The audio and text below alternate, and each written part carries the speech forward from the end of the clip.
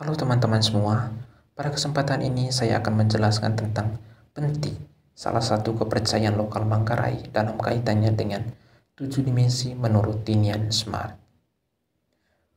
Mungkin Anda kenal dengan daerah Manggarai, sebuah daerah yang terletak di Flores, NTT.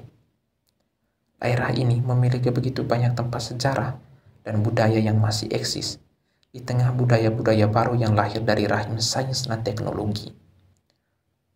Salah satunya adalah Penti.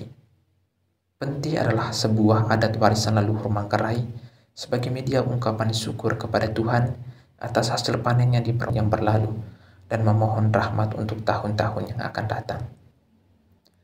Selain wujud rasa syukur kepada Tuhan, Penti juga memiliki dimensi horizontal, yaitu penghormatan kepada leluhur, alam, dan sesama manusia. Upacara Penti biasanya dilakukan pada bulan Agustus atau September di rumah adat Manggarai atau yang disebut dengan Baru Gendang. Mari kita kaitkan dengan pemikiran Ninian Smart. Ninian Smart adalah seorang tokoh dalam studi agama dan filsafat abad ke-20. Ia berasal dari Skotlandia.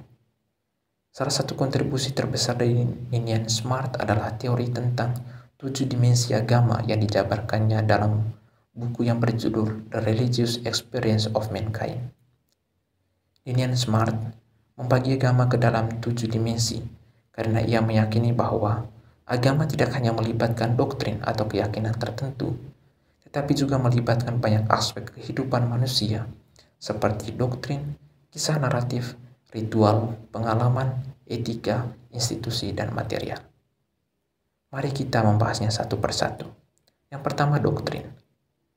Doktrin merupakan ajaran atau keyakinan yang diajarkan oleh agama tertentu, seperti keyakinan tentang Tuhan, alam semesta, atau tujuan hidup. Dalam budaya Manggarai memiliki keyakinan bahwa Tuhan adalah sumber segala sesuatu. Tuhan dalam budaya Manggarai dikenal dengan Mori Krain, atau yang disebut dengan Tuhan yang Maha Besar. Karena itu, budaya Penti pertama-tama adalah syukur kepada Tuhan atau Mori Krain sebagai pemberi kehidupan. Selain itu, orang Manggarai juga percaya bahwa leluhur telah membantu mereka dalam hidup, terutama atas warisan tanah yang mereka miliki saat ini.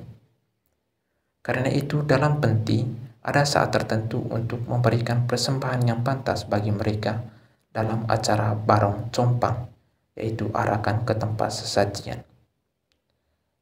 Demikian juga alam yang telah memberikan kesuburan berupa air dan tanah yang baik dalam pekerjaan mereka. Maka dikenal dengan Barong Wai, yaitu ucapan syukur kepada mata air. Dan terakhir adalah Penti dapat mempersatukan dan kesatuan Wau atau klan, Panga, subklan, ACKE, adik kakak, dan keluarga besar lainnya, dan terutama bagi mereka yang sedang berkelahi. Hal ini terjadi saat libur kilo, yaitu kumpul bersama keluarga. Dimensi kedua adalah dimensi naratif. Dimensi ini mengacu pada kisah-kisah suci atau mitos yang dianut oleh kelompok agama tertentu dalam kaitannya dengan pencipta, alam atau leluhur. Seperti Edward Tylor pernah katakan bahwa agama berasal dari kepercayaan manusia pada roh atau kekuatan supranatural yang ada di alam dan mempengaruhi kehidupan manusia. Saya yakin Penti juga demikian. Biasanya orang Manggarai jika memiliki kegagalan dalam hidup selalu dikaitkan dengan hal-hal di luar dirinya, seperti tidak menghormati leluhur, tidak berdoa, dan sebagainya. Maka atas dasar pengalaman ini timbullah upacara seperti Penti. Yang ketiga, dimensi ritual. Dimensi ritual meliputi praktek-praktek keagamaan seperti upacara, doa, dan perayaan yang biasanya dilakukan dalam acara tertentu.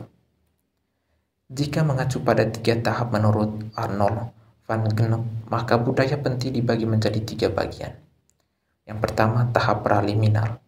Tahap ini meliputi persiapan seperti menentukan tanggal perayaan, persiapan binatang kurban, pembersihan area-area penting seperti rumah adat, kuburan, mata air, dan terutama sanda, yaitu nyanyian dalam budaya Manggarai yang diiringi dengan musik tradisional seperti gong dan kendang.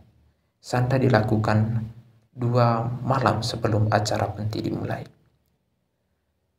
Tahap kedua adalah tahap liminal, yaitu tahap inti perayaan, meliputi barong Vaitiku, arahkan ke sumber mata air, barong compang, arahkan ke tempat sesajian, libur kilo, kumpul keluarga, dan terakhir sebagai puncak adalah tudak, yaitu persembahan hewan kurban yang diawali dengan torok atau penyampaian rasa syukur, permintaan maaf, dan harapan untuk masa depan. Tudak Penti biasanya dilakukan pada pagi hari. Tahap ketiga adalah tahap postliminal, berupa evaluasi. Terima kasih kepada semua yang berpartisipasi dalam upacara Penti. Yang keempat adalah dimensi pengalaman. Pengalaman yang dimaksud adalah pengalaman spiritual atau kehadiran Tuhan yang dirasakan oleh individu melalui meditasi, doa, atau pengalaman transendental lainnya. Rudolf Otto pernah menggambarkan pengalaman agama yang dikenal dengan Mysterium Tremendum et Fascinans. Pengalaman fascinans dapat ditemukan dalam kesadaran orang Manggarai bahwa Tuhan, para leluhur, dan alam selalu menolong mereka dalam pekerjaan. Sedangkan pengalaman tremendum dapat dijumpai dalam pengalaman ketika mereka merasa takut saat tidak mengadakan atau mengikuti kegiatan penting. Dimensi yang kelima adalah etika, merupakan aturan dan nilai moral yang dipegang oleh kelompok agama, seperti konsep tentang kebaikan dan kejahatan, kesetiaan, dan lain-lain. Dalam Penti terdapat nilai-nilai moral seperti menghormati alam dan juga menunjukkan nilai kebersamaan dan persatuan. Yang keenam, dimensi institusi, meliputi organisasi dan struktur sosial yang terkait dengan agama tertentu, seperti hierarki keagamaan. Emil Durkheim, seorang sosiolog terkenal, berpendapat bahwa para pemimpin keagamaan memainkan peran penting dalam membentuk moralitas dan nilai-nilai dalam masyarakat, serta dalam mempertahankan ketertiban sosial. Dalam budaya Penti Manggarai terdapat struktur hierarki seperti yang paling tinggi adalah kepala kampung atau disebut dengan tua golo, kedua kepala setiap suku atau disebut dengan tua panga, baru kepala keluarga. Mereka ini memiliki tanggung jawab untuk menjaga tatanan dalam kehidupan bersama dalam kampung, salah satunya dalam Penti. Karena itu, mereka selalu dihormati karena memiliki kebijaksanaan yang patut dipelajari dan diikuti.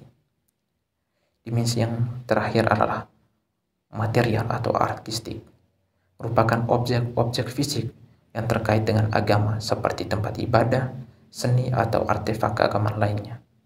Dalam budaya Penti memiliki hal-hal material terkait dengan kepercayaan seperti rumah adat atau baru gendang, tempat memberi sesajian yang terbuat dari batu disebut dengan compang, dan terutama babi dan juga ayam jantan putih sebagai bahan persembahan yang melambangkan hasil pekerjaan warga kampung. Seperti yang dikatakan oleh Ninian Smart, bahwa tujuan membagi agama ke dalam 7 dimensi tersebut adalah untuk memberikan pandangan yang lebih luas dan komprehensif mengenai agama. Ia ingin menunjukkan bahwa agama tidak bisa dipahami hanya dari satu dimensi saja, melainkan harus dipahami secara keseluruhan dalam konteks budaya dan sejarahnya. Dan ketika 7 konsep tersebut dikaitkan dengan budaya Penti orang Manggarai, ternyata memiliki hubungan yang sangat relevan. Dengan demikian, budaya Penti memiliki dimensi dan nilai-nilai yang sangat luas. Penti bukan saja sebuah perayaan syukur, tetapi memiliki nilai-nilai lain yang terkandung di dalam setiap dimensinya. Tentunya nilai-nilai yang terkandung dalam dimensi tersebut memiliki kekhasan sesuai dengan konteks masyarakat Manggarai yang agraris.